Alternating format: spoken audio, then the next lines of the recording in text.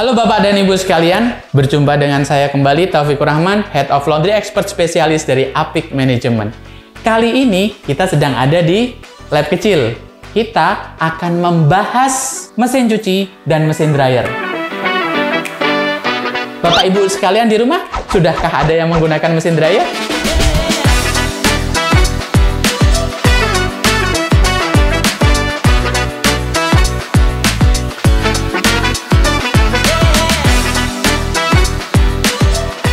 Hari ini, saya akan membahas tentang bagaimana memilih mesin dalam 3 tahap.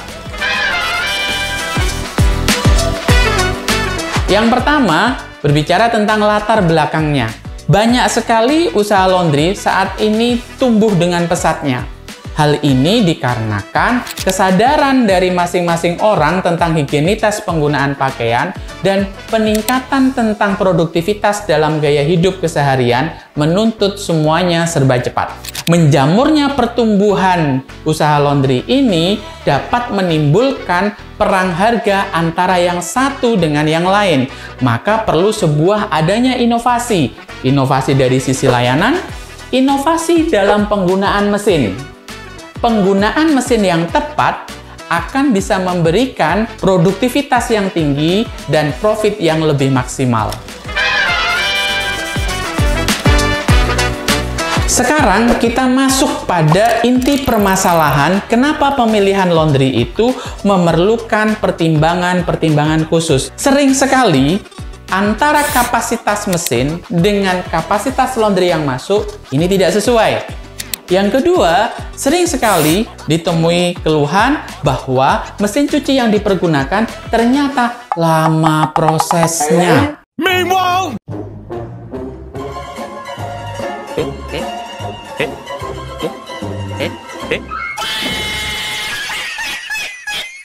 yang ketiga, ada yang mengatakan mesin gampang sekali rusak. Yang keempat, tidak jelasnya tentang garansi yang ada pada mesin.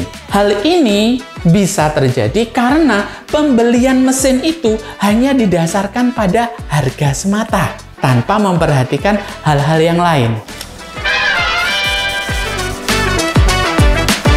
Kali ini, saya akan berbagi tips bagaimana memilih mesin yang tepat. Dalam memilih mesin, ada beberapa hal yang menjadi pertimbangan. Yang pertama, kita harus tahu pola mencuci pakaian customer. Yang masih single kayak saya, atau yang sudah berkeluarga, tentu jumlahnya akan berbeda.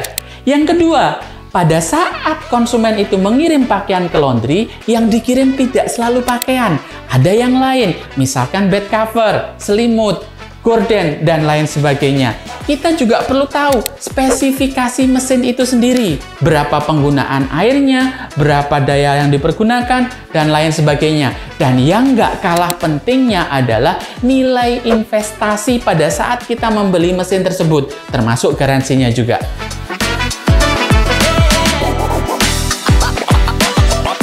Ketika kita berbicara tentang pola customer dalam hal mengirim pakaian untuk dicuci, berdasarkan data yang kami ambil dari 400-an klien Apik Management yang tersebar di seluruh Indonesia, pola mencuci bagi yang masih single itu adalah 3 hari sekali dengan berat kurang lebihnya 3 kg. Sedangkan untuk yang sudah berkeluarga, rata-rata pola mencuci mereka masih sama. 3 hari sekali dengan berat 6 sampai dengan 7 kg sekali mencuci. Maka, setelah kita tahu data ini, kita harus menetapkan pilihan mesin kapasitas minimalnya adalah 8 kg. Supaya apa? Supaya bisa mengcover ketika ada cucian yang masuk dengan jumlah yang hampir mendekati 8 kg.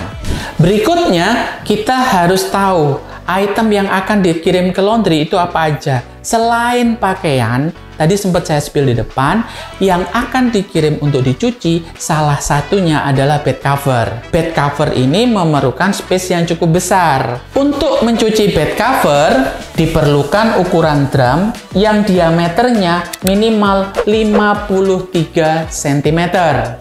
Untuk bed cover yang ukuran lebih besar 2x2, ukuran drum yang dibutuhkan bisa mencapai 76 cm. Ukuran drum ini hanya bisa diperoleh pada mesin cuci dengan kapasitas di atas 13 kg. Hal berikutnya yang tidak kalah pentingnya adalah kita harus memahami spesifikasi dari mesin cuci tersebut.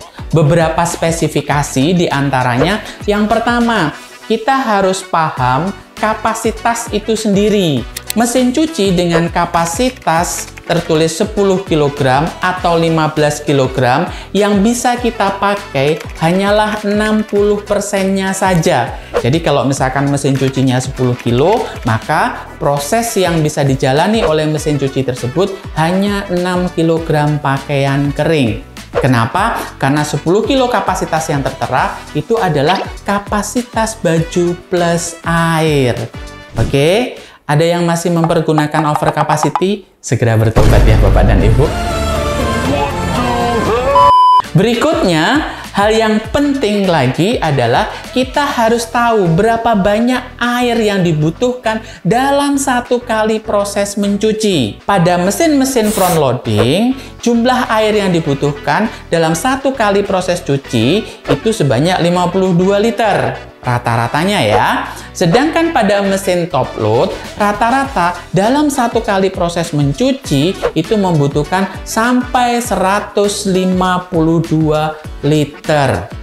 Jumlah yang cukup fantastis, bukan? Berikutnya Bapak dan Ibu, kita juga harus tahu berapa besar konsumsi daya atau listrik yang dibutuhkan. Rata-rata pada mesin front loading membutuhkan daya listrik 400 watt. Sedangkan pada mesin top loading rata-ratanya di atas 600 watt.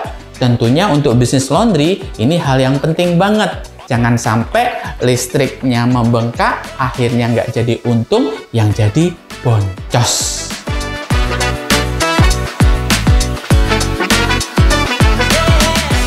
Bapak dan Ibu sekalian, pada beberapa jenis mesin sudah dilengkapi dengan teknologi baru.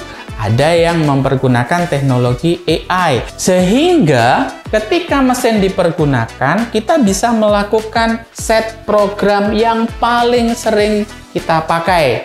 Akan menjadi menu utama yang muncul pada displaynya. Ada juga mesin cuci yang sudah mempergunakan teknologi dosing pump, sehingga deterjen yang kita masukkan dalam sebuah dispenser akan keluar sesuai dengan jumlah berat yang dicuci.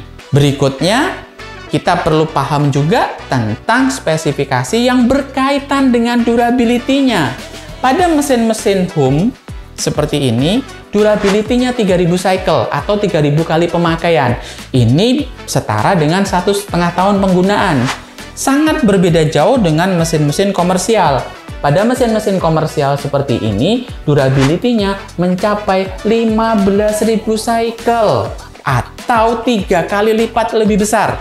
Ketika kita konversi menjadi waktu pemakaian, maka mesin-mesin komersial ini bisa dipergunakan sampai 5 tahun. Luar biasa kan? Kita harus tahu berapa banyak penggunaan gas pada saat kita memilih dryer. Banyak sekali merek dryer.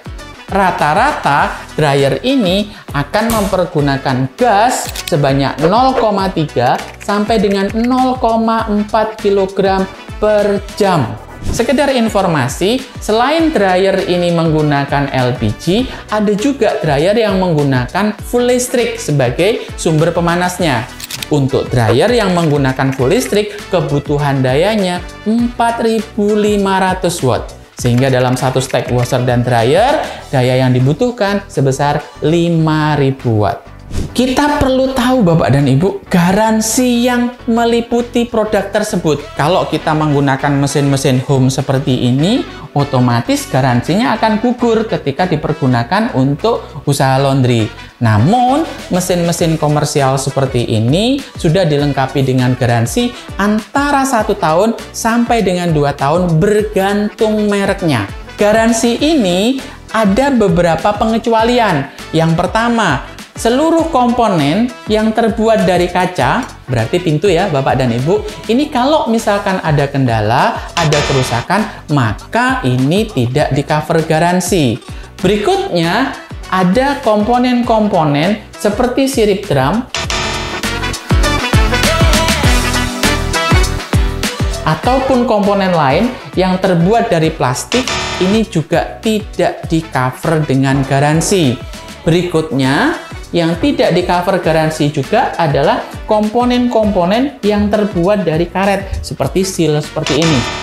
Ini juga tidak akan digaransi. Dan satu lagi yang tidak digaransi, tombol yang ada pada panel. Jadi kalau misalkan terjadi kerusakan, walaupun masa garansinya masih berlaku, tapi Bapak dan Ibu akan dikenakan biaya. Terakhir, yang paling penting dalam hal pemilihan mesin, Bapak dan Ibu harus mempertimbangkan berapa nilai investasi yang Bapak Ibu keluarkan untuk pengadaan satu unit mesin. Kalau kita berbicara satu stek mesin cuci home dengan dryer komersial, dengan durasi pemakaian 3000 cycle atau 1,5 tahun, berbeda dengan mesin komersial yang durability-nya bisa mencapai 15.000 cycle atau 5 tahun penggunaan. Tentunya mesin home ini walaupun nilai investasinya lebih murah, tapi masa pakainya lebih pendek, cuman 1,5 tahun. Sedangkan mesin komersial, walaupun nilai investasi yang Bapak Ibu keluarkan lebih besar, akan tetapi masa penggunaannya lebih panjang, bisa sampai dengan 5 tahun. Jadi kalau misalkan Bapak dan Ibu cari yang lebih efisien, pakai yang komersial. Dari uraian singkat ini tadi dapat kita simpulkan ketika Bapak dan Ibu memilih mesin, jangan melupakan tentang informasi yang berkaitan dengan kapasitasnya, berkaitan dengan daya yang dipergunakan, jumlah air yang dipakai, masa garansinya, dan tentunya nilai investasinya. Untuk lebih jelasnya tentang bagaimana strategi memilih mesin, bagaimana cara mengoperasikan yang baik, termasuk bagaimana cara maintenance supaya mesin itu lebih tahan lama, Bapak dan Ibu bisa gabung di kelas kita Daily Laundry Operation. Dalam kelas Daily Laundry Operation, Bapak dan Ibu akan banyak belajar tentang bagaimana mengelola kegiatan operasional laundry-nya sehari-hari, tentang bagaimana teknik mencuci yang benar biar nggak banyak baju ketukar dan baju hilang ya. Nanti kalau banyak komplain, untungnya bisa habis tergerus. Yang kedua, Bapak dan Ibu bisa belajar juga tentang bagaimana melakukan maintenance terhadap mesin supaya mesin-mesin ini bisa bekerja dalam waktu yang lama dengan hasil yang maksimal. Dan yang nggak kalah pentingnya Bapak dan Ibu, di kelas Daily Laundry Operation nanti Bapak dan Ibu bisa belajar bagaimana cara ngelola karyawan supaya karyawan betah dan kinerjanya bisa maksimal. Oke, Bapak dan Ibu sekalian, hari ini cukup dengan informasi tentang tips pemilihan mesin yang baik untuk usaha laundry. Apabila Bapak dan Ibu membutuhkan informasi yang lain berkaitan dengan laundry, Bapak dan Ibu bisa tulis komen di bawah ini. Dari saya cukup sekian. Saya Taufikur Rahman, Head of Laundry Expert Spesialis Apik Management, undur diri. Bye-bye.